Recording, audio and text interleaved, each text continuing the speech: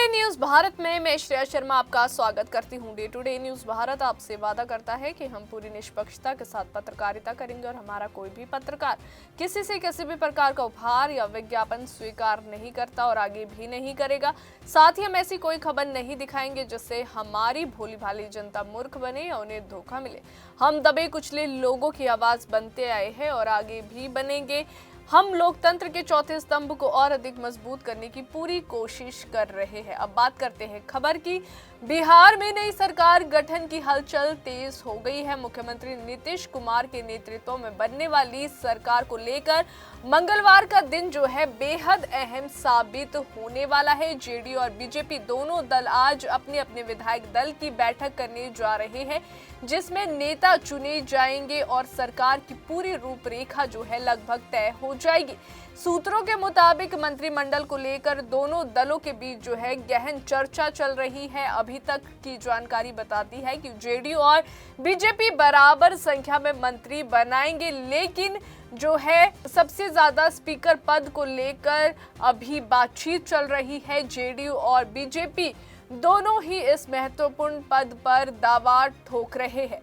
इसी मुद्दे पर जो है सुलह सफाई के बीच जो है जेडीयू के टॉप नेता और आज दिल्ली में केंद्रीय नेतृत्व से मिलेंगे। जेडीयू के कार्यकारी अध्यक्ष संजय कुमार झा और केंद्रीय मंत्री ललन सिंह सोमवार रात पटना से दिल्ली रवाना हो चुके हैं। दिल्ली में उनकी मुलाकात गृह मंत्री अमित शाह और भाजपा अध्यक्ष जेपी नड्डा से होने जा रही है। अभी संभावना ये बनी हुई है, माना जा रहा है कि स्पीकर पद और प्रमुख विभागों के बंटवारे पर जो है अंतिम निर्णय इसी बैठक में हो सकता है। वहीं बीजेपी ने भी स्पष्ट कर दिया है कि वे स्पीकर पद अपने पास रखना चाहती है। सोमवार देर रात जो है पटना में प्रदेश बीजेपी नेताओं के साथ इस पर लंबी रणनीतिक चर्चा हुई। इसके साथ ही एनडीए के सहयोगी नेताओं चिराग पासवान, जितिन राम मांझी और उपेंद्र कुशवाहा के साथ बातचीत की जिम्मेदारी जो है केंद्रीय मंत्री धर्मेंद्र प्रधान संभाल रहे हैं। खबरों के मुताबिक छोटे दलों के साथ जो है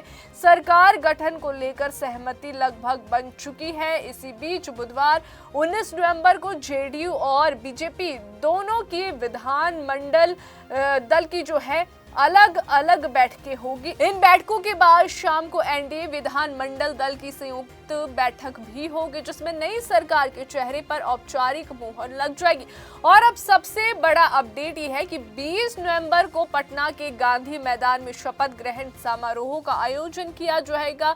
सुरक्षा और तैयारियों की जिम्मेदारी प्रशासन ने संभाली है। बिहार की राजनीति के लिए आने वाले 48 घंटे बेहद निर्णायक होने वाले हैं और सभी की निगाहें इस बात पर भी टिकी है कि नीतीश सरकार का नया स्वरूप आखिर कैसा होगा। बिहार विधानसभा चुनाव 2025 ने राज्य के राजनीतिक माहौल में बड़ा भूचाल ला दिया है। इस चुनाव में मतदाताओं ने जिस स्पष्टता और मजबूती के साथ अपना फैसला दिया, उसने न केवल समीकरण बदले बल्कि पूरे राजनीतिक परिदृश्य की नए सिरे से परिभाषित कर दिया है। जहां 2020 में एनडीए और महागठबंधन के बीच मुकाबला बेहद कड़ा था, वहीं 2025 के नतीजों ने ये साफ कर दिया है कि जनता ने इस बार जो है एक तरफा फैसला सुनाया है।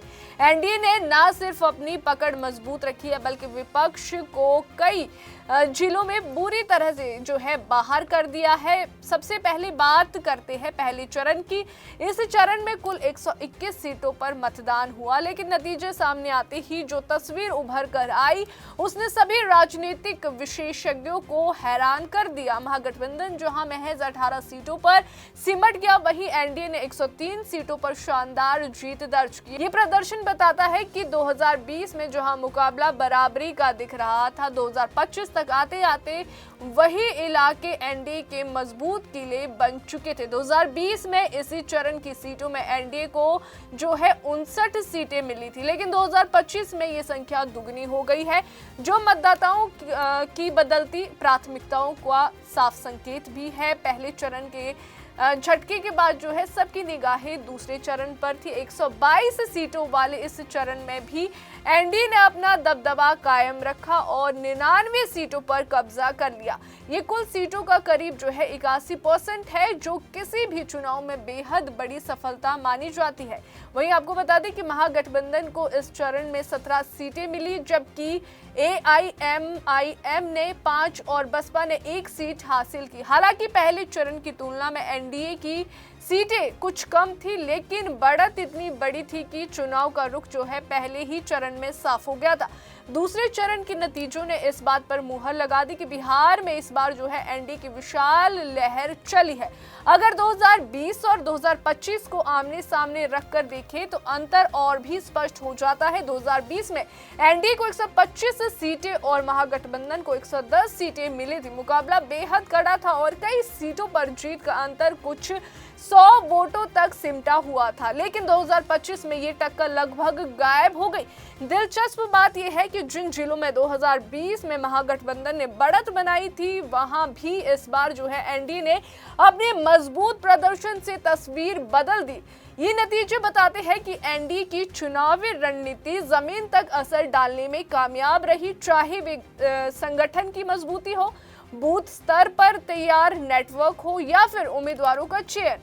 दूसरे चरण में जिन प्रमुख जिलों में वोटिंग हुई, पश्चिमी और पूर्वी चंपारण, शिवहर, सीतामढ़ी और साथ ही मधुबनी, सुपौल, अररिया, किशनगंज, पूर्णिया, कटिहार, भागलपुर, बांका, जमुई, नवादा, गया, जहानाबाद, अरवल और साथ ही औरंगाबाद, रोहतास और कैमूर, इन जिलों में भी एनडीए ने अधिकांश सीटों पर जो है जीत हासिल कर अपनी स्थिति और मजबूत कर ली। यही वजह थी कि चुनाव प्रचार के दौरान जो है महागठबंधन के 2 दावे थे कि बिहार बदलाव के मूड में है, वे पूरी तरह गलत साबित हुए।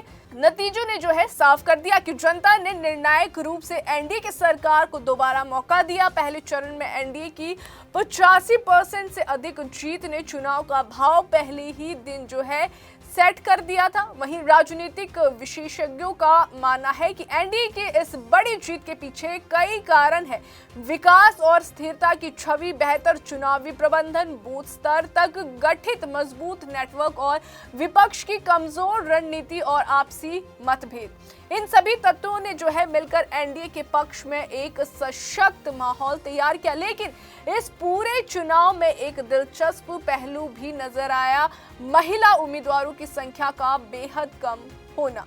तो बिहार में महिला मतदाताओं की लगातार बढ़ती भागीदारी के बावजूद जो है राजनीतिक दल महिलाओं को पर्याप्त प्रतिनिधित्व देने में पीछे दिखाई दिए। बीजेपी और जेडीयू ने सिर्फ 13 महिला उम्मीदवार उतारे। अगर बात की जाए लोजपा ने 5 और हमने जो है 2 महिला प्रत्याशी मैदान में उतारे। दूसरी अगर बात की जाए महागठबंधन में आरजेडी ने 23, कांग्रेस ने 5 और वीआईपी व सीपीआई ने 1-1 महिला उम्मीदवारों को टिकट दिया। ये आंकड़े बताते हैं कि सभी बड़े दलों ने जो है महिलाओं को चुनावी मैदान में पर्याप्त हिस्सेदारी देने में कोताही बरती है। कुल मिलाकर अगर बात की जाए 2025 के बिहार विधानसभा चुनाव ने ये साफ कर दिया है कि जनता ने स्पष्ट और निर्णायक जनादेश दिया है। पहले चरण से लेकर दूसरे चरण तक हर स्तर पर जो है एनडीए का दबदबा कायम रहा और 2020 की तुलना में मतदाताओं का झुकाव कहीं ज्यादा मजबूती से दिखाई दिया। ये चुनाव न सिर्फ एनडीए की ऐतिहासिक जीत है, बल्कि ये भी संकेत है कि आने वाले वर्षों में बिहार की राजनीति किस दिशा में आगे बढ़ेगी। अभी के लिए फिलहाल इतना ही। देश और दुनिया की ताजा खबरें जानने के लिए देखते रहिए day to day news Bharat और हमारे चैनल को लाइक और सब्सक्राइब करना ना भूलें।